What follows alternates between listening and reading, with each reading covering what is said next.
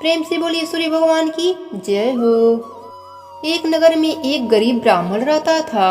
वह अपने पत्नी के साथ बहुत खुश रहता था। उसकी पत्नी सुंदर थी, सुशील थी, सूर्यदेव भगवान की पूजा अर्चना किया करती थी। एक समय ही भोजन करती थी। सूर्यदेव जी को अर्घ देकर बिना पुरुष का मुख देखे एक रोटी बनाती। उस रोटी को सूर्य भगवान को भोग लगाकर वह रोटी स्वयं खा लेती। अपने पति के लिए दूसरी रोटी बनाकर खिलाती। कुछ दिनों बाद उनके घर में एक पुत्री का जन्म हुआ। वह पुत्री धीरे धीरे बड़ी हुई। एक दिन ब्राह्मणी सूर्यदेव के भोग के लिए रोटी बनाकर रख दी। सूर्यदेव को अर्घ देकर आई भोग लगाने के लिए।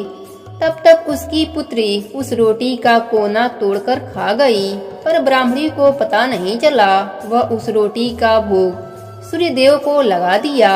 तब तक आकाशवाणी हुई, हे देवी, यह रोटी तेरी बेटी ने जूठी कर दी है।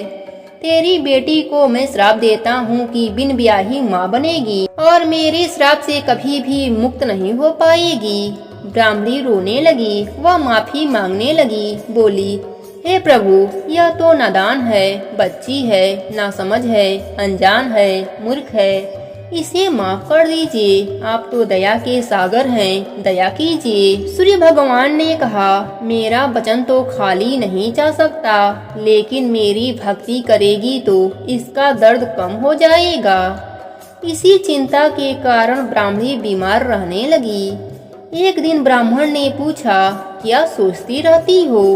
ब्राह्मणी ने कहा, मैं आपको एक बात बताना चाहती हूँ, वह राज है, आप अपने मन में ही राज रखना। तब ब्राह्मण ने कहा, मैं राज ही रखूंगा, बताओ क्या बात है। ब्राह्मणी ने सूर्यदेव के श्राप की सारी बात बताई और ब्राह्मणी ने कहा, इसकी छोटे उम्र में ही शादी कर देना, पुत्री को घर के अंदर रखना, किसी भी पुरुष का मुख मत दिखाना, इस कलंक से बचा लेना। ब्राह्मण ने कहा, आज से मेरा वचन है, मैं तेरी हर बात को निभाऊंगा। ब्राह्मणी ने कहा, एक बात और है, तुम इसे छोटी उम्र में ही सूर्यदेव का पूजा करना सिखा देना, क्योंकि सूर्यदेव इसके भक्ति से प्रसन्न हो जाएंगे तो श्राप वापस ले लेंगे। ब्राह्मण ने यह भी वचन दे दिया। कुछ क्षणों के बाद ब्राह्मणी मर गई। कुछ ही दिनों के बाद उसकी पुत्री बड़ी होने लगी। ब्राह्मण ने उसे सूर्यदेव की पूजा करना सिखा दिया। वह भी अपने माँ के तरह ही सूर्यदेव की पूजा अर्चना करती। कुछ दिन बीतने पर ब्राह्मण ने सोचा कि मैं अपने पुत्री के लिए कोई वर ढूंढ कर आता हूँ। अपने पुत्री को कहा कि इस कुटिया से बाहर मत निकलना। इतना कहकर ब्राह्मण वर की तलाश में निकल गया। ब्राह्मण की पुत्री अपने पिता के आज्ञा का पालन करती, किसी भी परपुरुष का मुख नहीं देखती। एक दिन राजा का बेटा जंगल में भटक गया और रास्ता भटकता हुआ घने जंगल में आ पहुंचा। राजा के लड़के के पीछे जंगली पशु पड़ गए। वह अपनी जान बचाने के लिए रास्ता भटकता भटकता उसी झोपड़ी के पास आ गया। जोर जोर से चिल्लाने लगा, बचाओ बचाओ। तब पुत्री पिता के वचन को भूल गई। दरवाजा खोल दिया। उसने देखा बहुत सुंदर राजकुमार बाहर खड़ा है। वह देखती ही रह गई। तब तक राजा का बेटा कुटिया के अंदर आकर दरवाजा लगा दिया। ब्राह्मण की बेटी ने कहा, तुम अंदर नहीं आ सकते हो, मैं पुरुष का मुख नहीं देखती। राजा का बेटा बोला, मैं तुम्हारे साथ कोई दुर्व्यवहार नहीं करूंगा, मैं तो अपनी जान बचाने के लिए आया हूँ।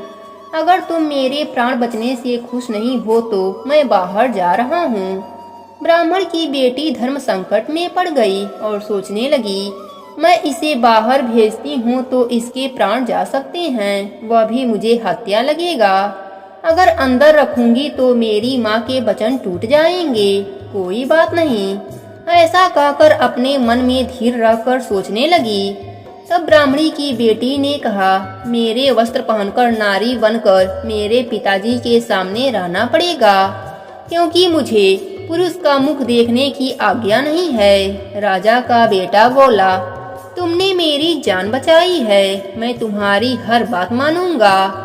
तब वह लड़की वाला वस्त्र पहन लिया। कुछ देर के बाद ब्राह्मण आया तो पूछा, पुत्री तुम्हारे साथ कौन है? तब पुत्री ने जवाब दिया, यह नारी रास्ता भटक गई थी, इसके पीछे जानवर पड़े हुए थे।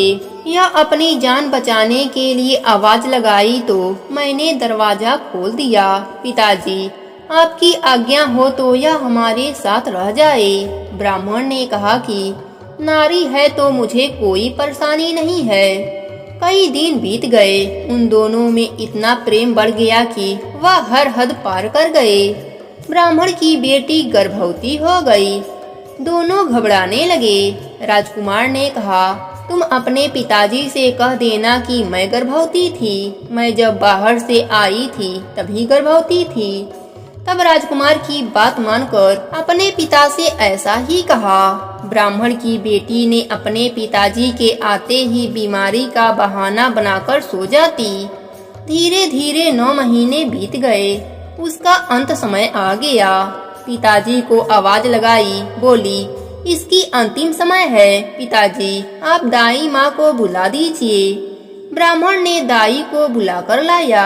दाई माँ ने अंदर आकर देखा तो ब्राह्मण की बेटी गर्भवती थी, उसका बच्चा होने वाला था। राजा के बेटे ने सारी बात बताई और कहा, अगर तुम किसी से कुछ नहीं बताओगी तो मैं तुम्हारा घर मोहरों से भर दूंगा। दाई ने राजा के बेटे के कहे अनुसार ही किया। बाहर जाकर किसी को कुछ नहीं बताया। धीरे धीरे उनका बेटा बड़ा होने लगा। एक दिन राजा अपने बेटे को ढूंढता हुआ उसी नगर में आया और उसी झोपड़ी के पास आकर दरवाजा खटखटाने लगा। ब्राह्मण की बेटी ने दरवाजा खोला। तब तक राजकुमार नहाकर बाहर निकला। राजा ने अपने पुत्र को पहचान लिया। राजकुमार ने अपने पिता से सारी बात बताई, पर राजा ने कोई भी बात नहीं मानी और अपने बेटे के साथ राज्य आ गया। और यहाँ ब्राह्मण की बेटी अपने भाग्य को कोसती रही, ना खाती ना पीती, दिन भर सूर्य भगवान के प्रतिमा के सामने बैठी रहती। एक दिन सूर्य भगवान उसकी भक्ति से प्रसन्न हुए और प्रकट होकर कहे, हे देवी तुम क्यों घबराती हो? मैं तुम्हारी भक्ति से प्रसन्न हूँ। अब तुम्हारे दुख के दिन समाप्त हो जाएंगे। उधर राजा के घर में अन्य धन सब समाप्त हो गया। राजा रोड पर आ गया। एक दिन राजा के सपने में सूर्य देव ने दर्शन देकर कहा, तुम्हारा अन्य धन मैंने नष्ट किया है। यह सब मेरे क्रोध के कारण हुआ है। तुमने ब्राह्मण की बेटी के साथ अन्याय किया है। राजा ने सूर्य भगवान से क्षमा मांगने लगा और सब पहले जैसा होने का उपाय पूछा। तब सूर्य भगवान ने बताया कि अगर तुम ब्राह्मण की बेटी को ब्याह कर लाओगे और उसके बच्चे को उत्तराधिकारी बनाओगे तो तुम्हारा राज्य पहले जैसा हो जाएगा। राजा की आंख खुली तो वह पश्चाताप करने लगा। अपने पुत्र से बोला, बारात की तैयारी कर लो, चलो ब्राह्मण के घर चलते हैं तुम्हारे पत्नी को लाने। बेटा खुश हो गया। राजा बारात लेकर ब्राह्मण के झोपड़ी के पास आया तो ब्राह्मण घबराने लगा कि राजा मुझे मारने आया है। तब राजा ने ब्राह्मण से माफी मांगने लगा और कहा, हे ब्राह्मण मैं तुम्हारा कसूरवार हूँ। मैंने तुम्हारी बेटी के साथ गलत किया है। अब दोनों की शादी करने आया हूँ। तब ब्राह्मण खुश हो गया। दोनों की शादी धूमधाम से हो गई। सूर्य भगवान की कृपा से उनका राज्य पहले जैसा हो गया और ब्राह्मण की कन्या सुख भोगने लगी। हे सूर्य भगवान अपने सभी भक्तों को निरोगी काया सुख सौभाग्य देना। ब्राह्मण की बेटी के तरह किसी को भी श्रापित मत करना। प्रेम से बोलिए सूर्य भगवान की जय हो। एक नगर में एक ब्राह्मण रहता था। वह सूर्य भगवान का परम भक्त था। नहाता धोता और कहानी सुनाता था, परंतु कमाता नहीं था। ब्राह्मण घर में रहता तो ब्राह्मणी कमाने को कहती और बाहर के भी लोग उसे अपमानित करते। एक दिन ब्राह्मण जंगल में चला गया।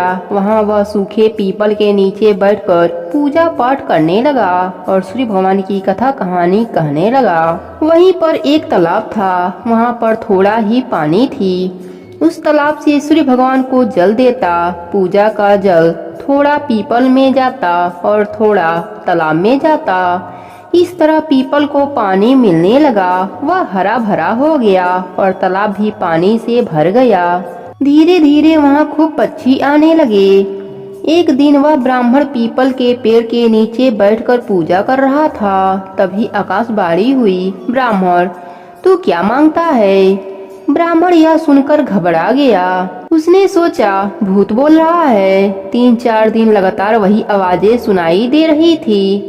वह घर आकर ब्राह्मणी से सारी बातें बताई। ब्राह्मणी बड़ा ही चतुर थी। वह बोली, शायद सूर्य भगवान हैं, आप उनसे धन मांग लीजिए, हमारी गरीबी दूर हो जाएगी। ब्राह्मण ने कहा, कैसे मांगूं? मुझे तो कुछ मांगने नहीं आता।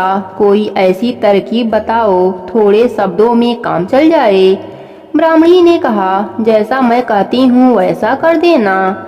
सोने के पलंगे में पोते को दास दासियों को खिलाते हुए देखूं, इस प्रकार लंबी उम्र भी मिलेगी, धन दौलत भी मिल जाएगा। दूसरे दिन ब्राह्मण पूजा का सामान लेकर उसी पेड़ के नीचे बैठकर पूजा करने लगा। तभी सूर्य भगवान ने कहा, ब्राह्मण मांग, क्या चाहिए?